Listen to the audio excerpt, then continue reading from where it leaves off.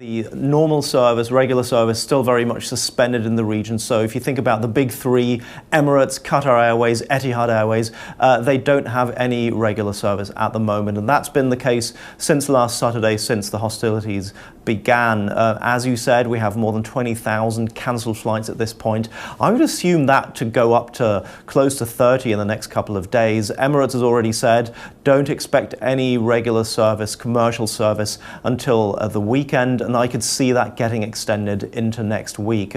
We have seen some sort of pockets of activity, so a couple of sort of rescue flights that are taking place. Some governments are sending in chartered aircraft. People are trying to get out via places like Oman, which is about a 5-hour drive from Dubai, or via Saudi Arabia. Those two markets are still open, so you can get some people out there, but it's a real squeeze, and it's nowhere near the normal capacity that you would have from these big airports. And if the conflict drags on, which airlines or regions in the aviation industry are most exposed? Well, the most exposed are obviously the local ones, so that would be Emirates, which is by far the biggest. Emirates is the world's biggest international airline. They have a massive fleet of Boeing and Airbus aircraft, and they've really built their entire sort of business model around this sort of idea that you can connect any 2 points on the planet via Dubai. So you go from the US to Dubai and then on to Asia, or the other way around, or on to Australia. And that's why these hubs have become so popular. But what they're now realizing is that you can't really cheat geography, and you are in a very difficult part of the world that is conflict prone, and they will have to bear the consequences of that. It's all a question of how long will this drag on for? If this is over swiftly, then probably the industry will show its resilience and will bounce back fairly quickly. But if this drags on and, God forbid, if there's some catastrophic development, a shoot down of an aircraft or something like that, then obviously that changes the equation quite dramatically. Either way, you have this reputational hit on the airlines. People will start thinking twice about connecting through the Middle East, and they will certainly think twice about going there on vacation, which had also been a big thing for the region, like not only use it as a transfer hub, but to actually stay there, stay in a fancy hotel in Dubai, in Doha, in Saudi. A lot of people will have second thoughts on that right now. Every time I buy an airline ticket, the question is, do I buy the insurance for the ticket? And I usually do not.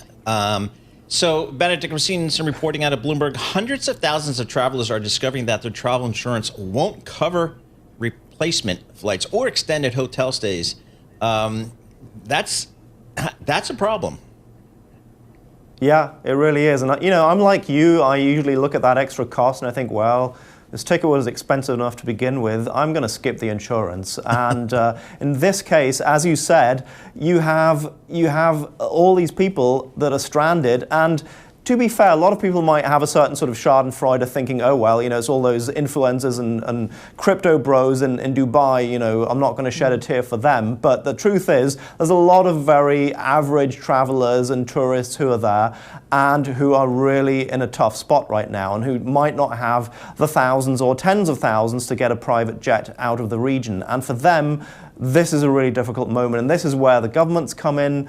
This is where really some sort of endurance comes in. And so we're talking many days that these people have to hang out there, and insurance companies will look at this and will say, sorry, this is force majeure, nothing we can do there. This goes beyond the normal insurance claims that we would have covered. So maybe you and I are right not to shell out that extra money for the insurance, because we would have been in the same spot.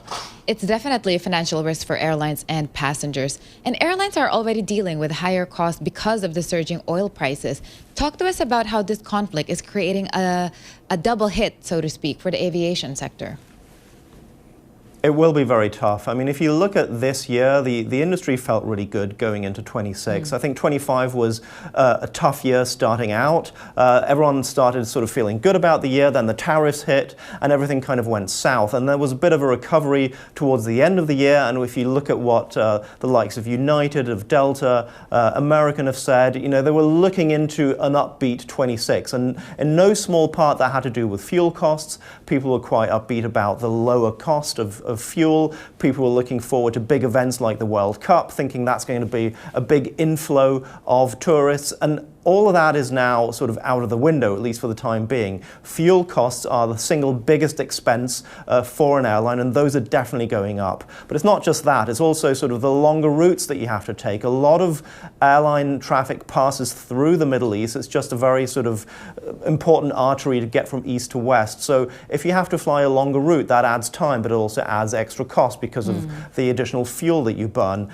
And then finally, these carriers in the Middle East, they won't go down without a fight. And the best way to bring back tourists and bring back travelers is to really bring in competitive fares. So then you might be looking at a price war that the likes of United, that the likes of Lufthansa, that the likes of Singapore, so the other carriers that are not directly affected will have to bear out. So that'll be a very interesting dynamic that'll play out in the industry. How do you bring capacity back into the cabin? How do you incentivize people to go back through places like Dubai? And one way they can do that is with rock bottom fares.